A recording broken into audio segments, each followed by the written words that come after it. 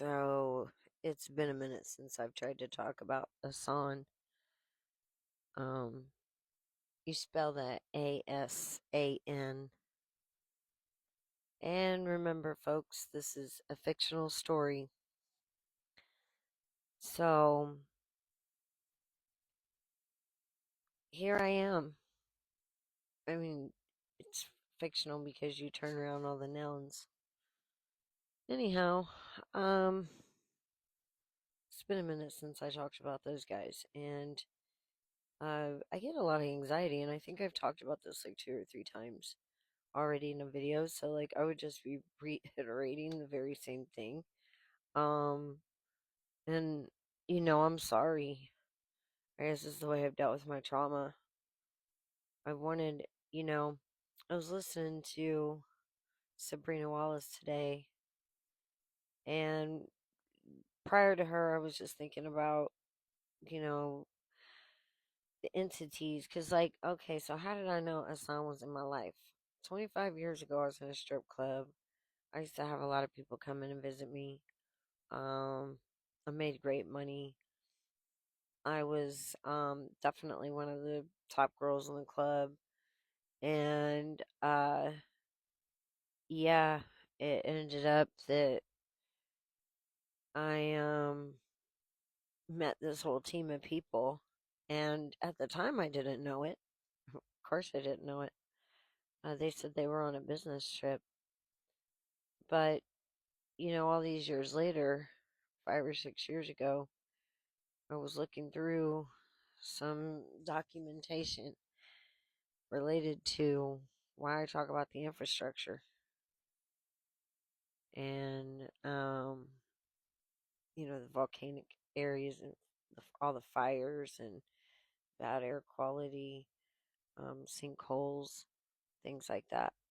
Um, and I just how do I want to say? Um, First off, trauma does shit to the brain. I can tell you that much. And I don't know what kind of trauma I've been through, but I know it was something.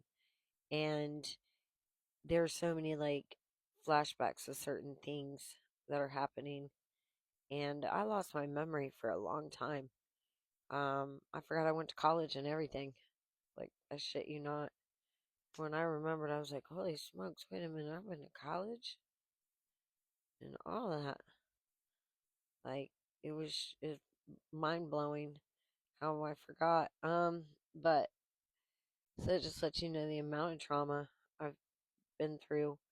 But I can't remember it like that. I know I was kidnapped out of my house once and brought back.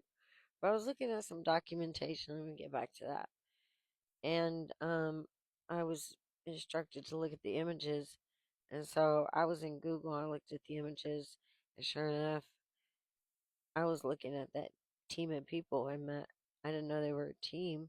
They said they were colleagues when I met them, but little did I know that they worked for um, ASAN.